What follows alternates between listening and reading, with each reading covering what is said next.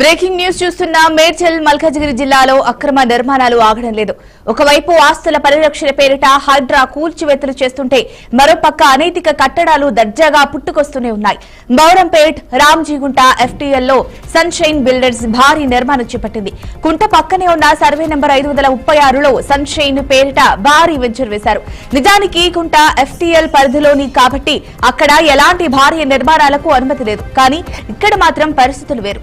Revenue irrigation శాఖ అధికారుల చొరవతో దర్జాగా నిర్మాణం చేపట్టారు. ఇందుకోసం రికార్డుల్లో మ్యాప్స్ ను మార్చేశారు. పాత మ్యాప్ ప్లేస్ లో కొత్త మ్యాప్ ను తీసుకొచ్చారు. దీనిలో అసిస్టెంట్ ఇంజనీర్ నుంచి సీనియర్ ఇంజనీర్ వరకు చాలా మంది కీలక అధికారుల పాత్ర ఉన్నట్లుగా తెలిసింది. దీనికి సంబంధించిన మ్యాప్స్ ఎక్స్క్లూజివ్ డీటెయిల్స్ ను BRK సంపాదించింది. క్లియర్ కట్ గా మ్యాప్స్ ను ఎలా మార్చారు అనేది స్పష్టంగా అర్థమవుతోంది. BRK న్యూస్ స్టింగ్ ఆపరేషన్ లో సన్షైన్ కి సంబంధించి గుట్టంతా బయటపెట్టినట్టయింది.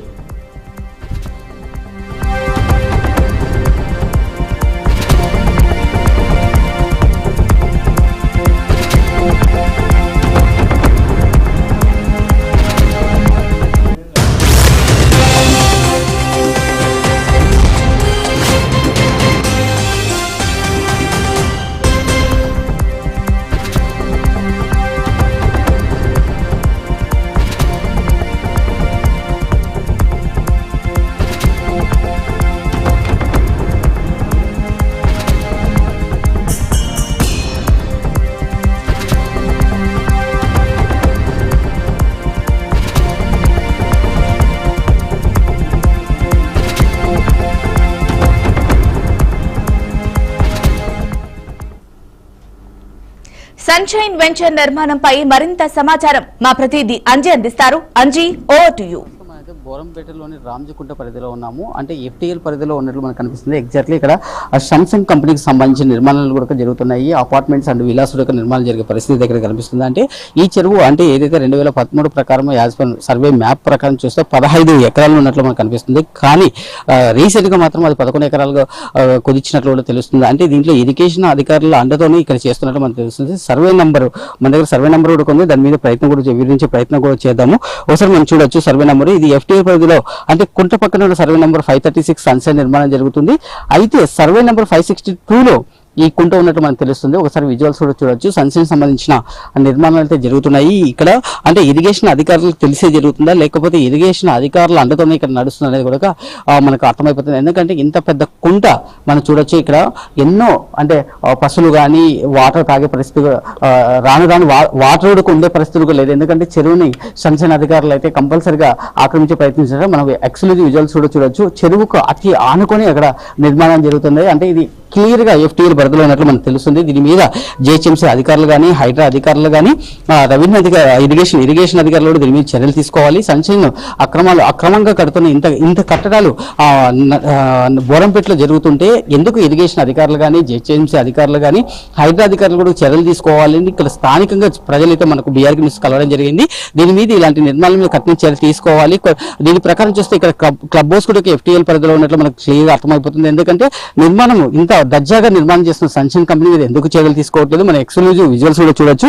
అక్కడ నిర్మాణాలు కూడా జరుగుతున్నాయి. అంటే ఇక్కడ ఆ GHMC అధికారులు కానీ GHMC కమిషనర్ కానీ అంటే టౌన్ ప్లానింగ్ సంబంధించిన అధికారులు కూడా ఎందుకు దీని మీద చర్యలు తీసుకోవట్లేదు కూడా స్థానికంగా కూడా విమర్శలు వస్తున్నాయి. ప్రస్తుతం మనం చూస్తాం బోరంపేటలో సన్షైన్ సంబంధించిన ఒక ప్రాజెక్ట్ దగ్గర ఉన్నాము. అంటే FTL కట్టి దగ్గరలోనే మనం చూడొచ్చు. ఎక్స్క్లూజివ్ విజువల్ కూడా చూడొచ్చు. ఒక గ్రీన్ మ్యాట్ పరిధిలోనే ఇక్కడ నిర్మాణాలు జరుగుతున్నాయి. ఈ నిర్మాణాలు అంటే FTL పరిధిలో ఉందా లేదా అనేది హైడ్రా అధికారులు గుర్తించి వెంటనే చర్యలు తీసుకోవాలి. యాజ్ పర్ అయితే BRK న్యూస్ ఎక్స్క్లూజివ్ రిజల్ట్స్ కూడా మన దగ్గర ఉన్నాయి. దానికి సంబంధించిన డాక్యుమెంట్స్ ఉన్నాయి. 2013లో ఇది 15 ఎకరాలు ఉన్నట్లు మనకు తెలుస్తుంది. అయితే ఆ చెరువు మాపును సరిదిద్ది దాన్ని 11 ఎకరాలు చేసినట్టు మనం చూడొచ్చు. ఎక్స్క్లూజివ్ విజువల్స్ కూడా చూడొచ్చు. ఇదైతే క్లబ్ హౌస్ నిర్మాణం అయితే జరుగుతుంది. ఇది FTL పరిధిలో ఉన్నట్లు కూడా స్థానికుల నుంచి కూడా విమర్శలు వస్తున్నాయి. ఇంత భారీ నిర్మాణం జరుగుతున్న GHMC అధికారులు కానీ హైడ్రా అధికారులు చర్యలు తీసుకోవాలి. స్థానికంగా అంటే మాకు రామ్జీకుంట గత 100 సంవత్సరాల నుంచి ఇక్కడ ఉంటున్నట్టు మాకు ఉంటుంది. దాని చెరువును కాపాడాలి. ఇక్కడ పశువులు కానీ ఇక్కడ పశువులు కానీ కానీ చిన్న చిన్న జీవరాశులు ఇక్కడ ఉంటాయి. దానిని అన్నిటి రక్షించాల్సిన బాధ్యత హైడ్రా మీద ఉందని స్థానికుల నుంచి విమర్శలు అయితే వస్తున్నాయి. అంటే ఇంత పెద్ద నిర్మాణాలు జరుగుతున్న జిహెచ్ఎంసీ అధికారులు కానీ హైడ్రా అధికారులు కానీ ఒకసారి దీని మీద దృష్టి సారించి దీని మీద చర్యలు తీసుకోవాలి. కంపల్సరీగా మన ఎక్స్క్లూజివ్ విజువల్స్ కూడా చూడొచ్చు. అంటే బీఆర్కే న్యూస్ ప్రతినిధులు కూడా వీడియో చేసే ప్రయత్నం కూడా చేస్తున్నారు. అంటే సన్సైన్ సంబంధించిన ఒక సెక్యూరిటీ సిబ్బంది కూడా బీఆర్కే న్యూస్ ఎక్స్క్లూజివ్ విజువల్ కూడా చూడొచ్చు. అతను మన వీడియో తీసే ప్రయత్నం కూడా చేస్తున్నాడు.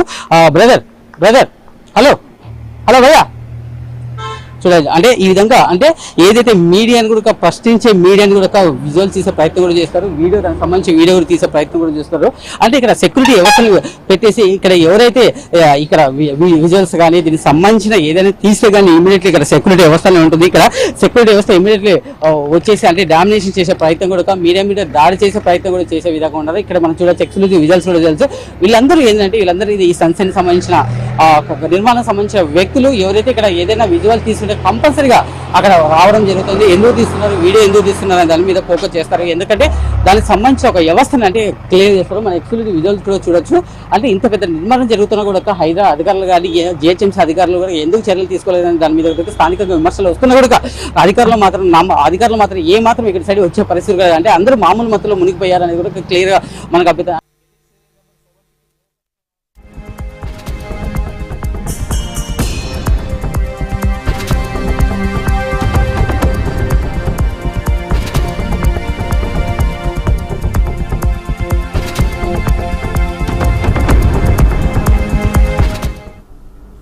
మరి సన్షైన్ కన్స్ట్రక్షన్ కి సంబంధించి ఏవైతే అక్రమంగా నిర్మాణాలు జరుగుతున్నాయో దానికి సంబంధించి మరింత సమాచారాన్ని పర్యవేక్షణ నిపుణులు సురేంద్ర సింగ్ అందిస్తారు. చెప్పండి సురేంద్ర సింగ్, అసలు ఏంటి సిచ్యుయేషన్? అంటే ఈ అక్రమంగా నిర్మించడం అనేది అంటే ఒకటి తర్వాత ఒకటి ఈ విధంగా నిర్మాణాలు జరుగుతూనే ఉన్నాయి. మరి ఇది ప్రభుత్వ నిర్లక్ష్యం అనుకోవచ్చా? దీన్ని ఎలా చూడొచ్చు అంటారు? ముందుగా నమస్తే అండి బీఆర్కే న్యూస్ ఛానల్ వారికి. నేను మీ ఛానల్ కి ఒక విషయం చెప్పదలుచుకున్నాను. ఏంటంటే ఈరోజు హైదరాబాద్ లో అనేక చెరువులు కబ్జాలకు గురై బిల్డర్లు రాత్రికి రాత్రి కోటీశ్వరులు అవుతున్నారు. జనజీవనం మొత్తం స్తంభించిపోతుంది. వాళ్ళు ఆర్థికంగా బలపడిపోతున్నారు. ఈ విషయం పైన మీరు లైవ్ డెబేట్ పెడితే ఈ చెరువులను రక్షిస్తా అంటే మీ స్టూడియోకి వచ్చి లైవ్ గా మాట్లాడుతున్నా ముందు ఒక సూచనగా. అలాగే ఈరోజు బోరంపేటలోని దుందిగల్ మండల్ దుందిగల్ మున్సిపాలిటీలో రామ్జీకుంట అనే లేకు రెవెన్యూ రికార్డు ప్రకారం 15 ఎకరాల చెరువు, ఆ సిగం భూమి ఈరోజు 11 ఎకరాలు కుదించబడింది. దీనికి కారకులు ఎవరండి? అటు అధికారులు, ఇటు ఇరిగేషన్ అధికారులు 4 ఎకరాల చెరువు ల్యాండ్ ని ఈరోజు ఆ సన్షైన్ కన్స్ట్రక్షన్ వాళ్ళకి దారాదత్తం మోసిరు. ఈరోజు ఆ స్థలంలో వీళ్ళు అనేక కట్టడాలు చేసిరు. ఇరిగేషన్ అధికారులు ఎందుకున్నారు? ఈ చెరువులు మాయమవడానికి కారకులు ఎవరు? ఇరిగేషన్ అధికారులు ఇంత నిర్లక్ష్యం ఎందుకు చేస్తున్నారు? ఈ కలెక్టర్ వ్యవస్థ ఎందుకు ఉంది? గవర్నమెంట్ ఎందుకు ఉంది? ఈరోజు ఒక కస్టమరు రూపాయి కూడగట్టుకుని ఇల్లు అనేది ఎంతో పెద్ద గొప్ప డ్రీమ్ అండి. ఆ డ్రీమ్ ని వీళ్ళు బిల్డర్లు రాత్రికి రాత్రి డబ్బులు ఇది చేసుకొని ఈరోజు వాళ్ళ కళని సాకారం చేస్తున్నారు. నిర్లక్ష్యానికి ఇది చేస్తున్నారు. హైడ్రా వచ్చి రేపు ఇల్లు పైన వచ్చేస్తే కూల కొట్టేస్తే బాధ్యులు ఎవరండి? ఇరిగేషన్ అధికారులు వస్తారా? రెవెన్యూ అధికారులు వస్తారా? లేక కలెక్టర్ గారు వస్తారా? చూస్తలేము హైడ్రా ఇప్పుడు ఎంత జనాలు ఎంత ఇబ్బంది అవుతుంది, ఎంత ఇబ్బంది గురి చేస్తారు. తెలిసి తెలియక వాళ్ళు కొన్న వీళ్ళు సామాన్య జనాల ఇల్లు ఈరోజు రోడ్లో పడ్డారు వాళ్ళు. దీనికి సన్షైన్ కంపెనీ వాళ్ళు కానీ అటు ఇరిగేషన్ అధికారులు కానీ భరోసా ఇస్తారండి? చెప్పండి. అయితే ఇక్కడ ఒక అంశం సురేందర్ గారు, ముఖ్యంగా ఏంటి అంటే ఏదైనా సరే మనం కొనుగోలు చేసేటప్పుడు ఒకటి వాళ్ళు అన్యాయం చేయకూడదు, మనం సరిగ్గా చూసుకొని వెళ్ళాలి. కానీ ఇప్పుడు మాక్సిమం బయట పడేవన్నీ కూడా సగం నిర్మాణం పూర్తయినవే అయి ఉంటున్నాయి. అంటే అప్పటి వరకు ఏం చేస్తున్నట్టు అంటే వీళ్ళు ప్రజలు ఎవరైతే కొన్నారో కొనుగోలుదారులు ఉన్నారో వాళ్ళు అవ్వచ్చు, అమ్మిన వాళ్ళు అవ్వచ్చు, అలాగే ప్రభుత్వం కూడా అనొచ్చు. ఇంతకుముందు చెప్పినట్టుగా ఏదైతే డిపార్ట్మెంట్స్ వైజ్ మీరు తీశారో నేమ్స్ వాళ్ళందరూ కూడా అవ్వచ్చు. కానీ ఈ నిర్మాణాలు సగం అయిన తర్వాతనే ఎందుకు ఇలా తెర మీదకి వస్తున్నాయంటారు? ముఖ్య కారణం ఏంటంటారు? అసలు ఎవరైతే పర్మిషన్ ఇస్తారో పర్మిషన్ ఇచ్చే హెచ్ఎండి వాళ్ళకు తెలుసు ఇక్కడ చెరువు ఉందనేది.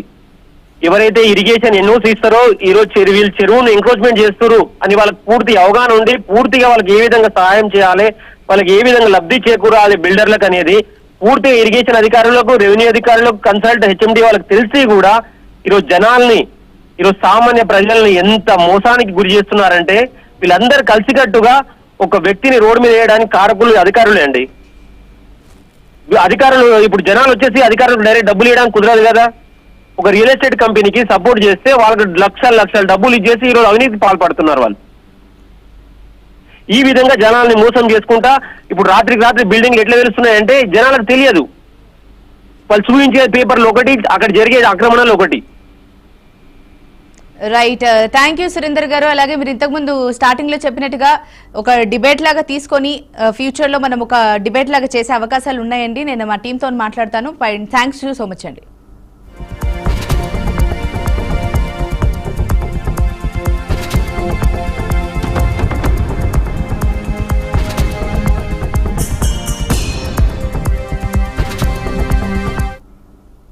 ఇక ఈ సన్షైన్ కంపెనీకి సంబంధించి అక్రమంగా నిర్మాణాలు ఏవైతే జరుగుతున్నాయో దానికి సంబంధించి ఇప్పుడు పలువురు నిపుణులైతే మాట్లాడుతున్నారు. అలాగే పర్యావేత్త కూడా మాట్లాడారు. ఇప్పుడు అదే అంశానికి సంబంధించి మనతో పాటు ఉన్నారు రియల్ ఎస్టేట్ నిపుణులు ప్రహ్లాద్ గారు. ప్రహ్లాద్ గారితో మాట్లాడదాం. నమస్కారం ప్రహ్లాద్ గారు.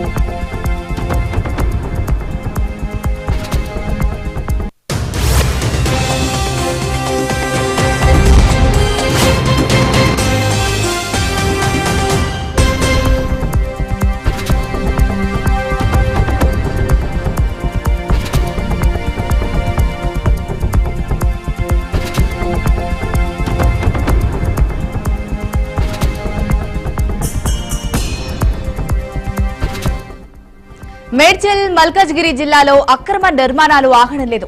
ఒకవైపు ఆస్తుల పరిరక్షణ పేరిట హైడ్రా కూల్చివేతలు చేస్తుంటే మరోపక్క అనైతిక కట్టడాలు దర్జాగా పుట్టుకొస్తూనే ఉన్నాయి.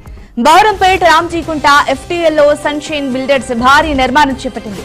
కుంట పక్కనే ఉన్న సర్వే నెంబర్ 536లో సన్షైన్ పేరిట భారీ వెంచర్ వేశారు.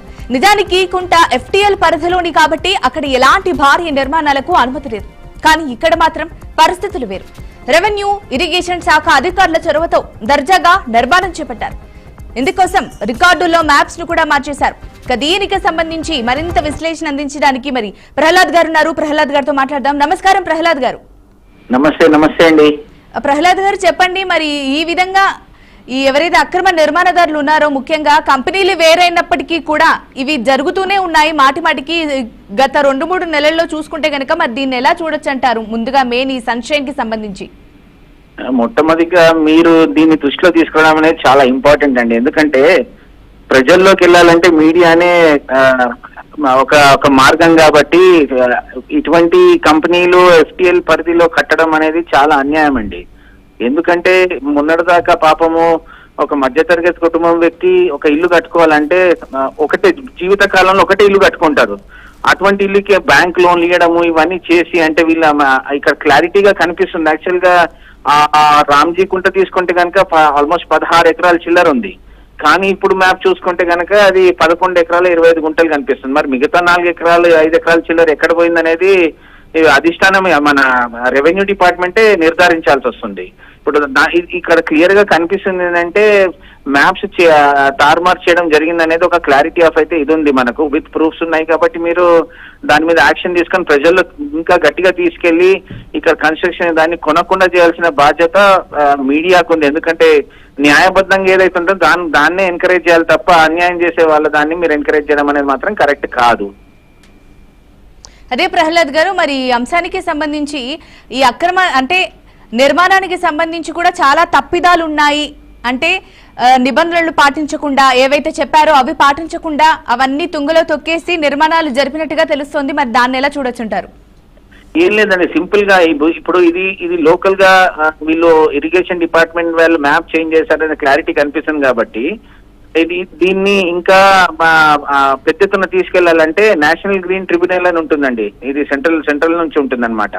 ఇది మీరు కనుక అంటే ఎవరన్నా మనకు ఆర్టీఐ యాక్ట్ కింద కేసు ఇవన్నీ కూడా ఇట్లా వచ్చాయని మనం ఇన్ఫర్మేషన్ అక్కడ పాస్ ఆన్ చేస్తే కనుక ఈ కన్స్ట్రక్షన్స్ అన్ని ఆపేయడం జరుగుతుంది. ఇంకా పబ్లిక్ అవేర్నెస్ చాలా ఇంపార్టెంట్. కొనకుండా ఇవన్నీ కూడా ఉన్నాయని చూపించుకుంటే కనుక డెఫినెట్ గా అది కన్స్ట్రక్షన్ అనేది ఆపాల్సి వస్తుంది. బై డిఫాల్ట్ వాళ్ళు ఆపాల్సి వస్తుంది. It is the right place to put forth అండి ఇదంతా ఇన్ఫర్మేషన్ ఏదైతే ఉందో. మరి ప్రహ్లాద్ గారు, ముఖ్యంగా ఇంకొకటి ఏంటంటే నేను పర్యావేత్తని గారు కూడా ఆయన్ని కూడా అడగడం జరిగింది. మాక్సిమం అన్ని నిర్మాణాలు సగంలో ఉన్నప్పుడే ఈ అక్రమాలన్నీ బయటపడుతూ ఉంటాయంటే అంటే ఎట్ ద పాయింట్ కరెక్ట్ గా అయిన తర్వాతనే ఎవరైనా ఇన్ఫర్మేషన్ ఇవ్వాలి అని చేస్తారా, లేకపోతే అప్పుడే వాళ్ళకి రియలైజేషన్ అవుతుందా, అసలు ఎలా బయటపడుతుంది? ఇప్పుడే ఈ టైంలోనే అవ్వడానికి ఏంటి ముఖ్య కారణం? అంటే ఒకటండి, ఇప్పుడు అన్లెస్ అనేది ఇప్పుడు మీకు మీడియా వాళ్ళకి ఇది క్లారిటీ ఇప్పుడు వచ్చింది వాస్తవంగా. అంటే కన్స్ట్రక్షన్ అన్లెస్ అంటే ఇప్పుడు దీనికి సపరేట్ గా పర్సన్స్ ఐడెంటిఫికేషన్ చేసుకోవాలనేది ఎవరు లేరు. ఇదేంటంటే మనకి ఇన్ఫర్మేషన్ వచ్చిన కొద్దీ మనం ఇప్పుడు దీనికి ఒక స్పెషల్ వింగ్ గవర్నమెంటే క్రియేట్ చేయాలండి. దీనికి స్పెషల్ వింగ్ క్రియేట్ చేసి ఎఫ్టీఎల్ పరిధిలో ఇప్పుడు ఆల్రెడీ హైడ్రా వచ్చింది కాబట్టి హైడ్రా పర్వ్యూలో ఇవన్నీ కూడా తీసుకొని డ్రాఫ్ట్ కాపీ తీసుకుంటే ఏదైతే మనకు ఇదంతా మనం డాక్యుమెంటెడ్ ఉన్నాయో మనకు అవన్నీ క్రాస్ చెక్ చేసుకుంటే పర్మిషన్ ఇవ్వకుండా ఉంటుంది కదండి. ఇప్పుడు వాళ్ళ పర్మిషన్ మరియు ఎట్లా మేనేజ్ చేసి డబ్బులు ఇచ్చి తీసుకోవడమే జరుగుతుంది తప్ప ఇక్కడ వేరే ఆప్షన్ లేదు. అట్లా అసలు ఫస్ట్ ఆఫ్ ఆల్ మీరు మ్యాప్ చేయడం అనేది చేంజ్ చేయడం అనేది కరెక్ట్ కాదు కదండి. ఇప్పుడు ఎవరిలో స్వార్థాల గురించి డబ్బులు సంపాదించుకోవాలని అక్రమంగా కట్టడం అనేది ఎప్పటికైనా అది రాంగ్. పబ్లిక్ ఎస్పెషలీ మధ్యతర కుటుంబ వ్యక్తులే బలి పశువులు అవుతున్నారు. ఇవన్నీ కూడా నార్మల్ ప్రొసీజర్ అయిపోయింది అందరికీ. హైడ్రా వచ్చిన తర్వాత కొద్ది యాక్షన్ అనేది తీసుకుంటున్నారు. కానీ ఈ కట్టడాలు కూడా ఆపేసేయాలి, నిర్మాణం అనేది ఖచ్చితంగా ఆపేసేయాలి. ఎందుకంటే క్లారిటీగా ఉంది కాబట్టి అందులో ఎఫ్టీఎల్ బఫర్ జోన్ లో దాటిన తర్వాత కట్టుకుంటే ఎవరికేం ఇబ్బంది లేదు. కానీ రేపటి ఇప్పుడు బ్యాంక్ ని కూడా మభ్యపెట్టి లోన్లు రావడం ఏమని ఇప్పుడు మేము మిడిల్ క్లాస్ వాళ్ళు మేము ఆలోచిస్తామంటే బ్యాంక్ లోన్ వస్తుంది కదా, టైటిల్ క్లియర్ కదా అని ఆలోచిస్తారు తప్ప ఎవరు కూడా ఇన్ డెప్త్ గా వెళ్ళి చూడడం అనేది జరగదండి. అది చాలా ఇంపార్టెంట్. సో ఈ మధ్య కాలంలో లీగల్ స్క్రూటినీ చేయించుకొని హైడ్రా నుంచి నో అబ్జెక్షన్ సర్టిఫికేట్ ఇస్తే హైడ్రా కూడా ఈక్వల్లీ రెస్పాన్సిబుల్ అవుతుంది వాళ్ళు తప్పు చేశారనేది. సో హైడ్రా సర్టిఫికేషన్ చెరువులు దరిదాపుల్లో ఉంటే హైడ్రా హ్యాస్ టు సర్టిఫై ఇది ఎఫ్టీఎల్ లో రాదనేది క్లారిటీ ఉంటుంది అనమాట. అది కంపల్సరీ ఉందో లేదో అది కూడా ప్రాజెక్ట్ చేసుకోవాలి పబ్లిక్ తీసుకునే ముందు. Right, thank you so much Prahlad గారు. మీ విశ్లేషణ చక్కగా అందించారండి, ధన్యవాదాలు.